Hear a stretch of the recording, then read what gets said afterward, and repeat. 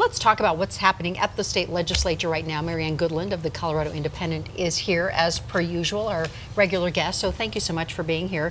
Thank you.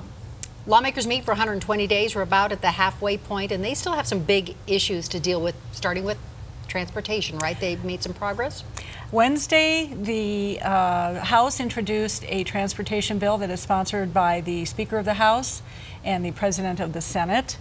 The bill intends to ask voters in November for a hike in our state's sales tax. Right now it's at 2.9%. If voters approve this, it would go to about 3.52% and raise about $667 million after all the accounting is done with per year. And they can bond against that, and they want to raise about $3.5 billion in bonds to pay for a backlog of transportation projects.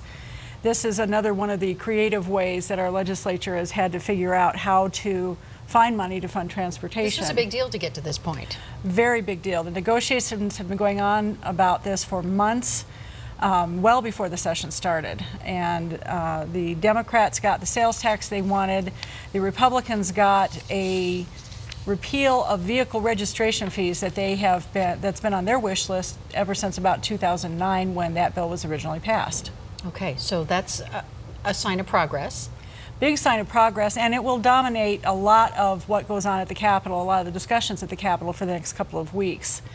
And of course, at the same time, it comes as they are also moving forward on construction defects legislation. The big bill coming out of the Senate this week deals with what's known as binding arbitration that homeowners groups would have to go through when they have a problem with a developer who has built their homes.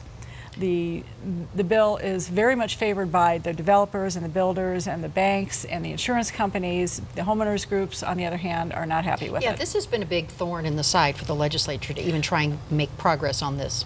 The fact that we had 6 bills so far introduced this session shows just how hard I think lawmakers are working to try and find a solution on this issue. This is the 4th year in a row that we've had conversations about this issue, and they're trying everything they can just to find some common ground. You think they'll get there with this issue? That remains to be seen. Okay, all right. Let's talk about the second half of the legislative session.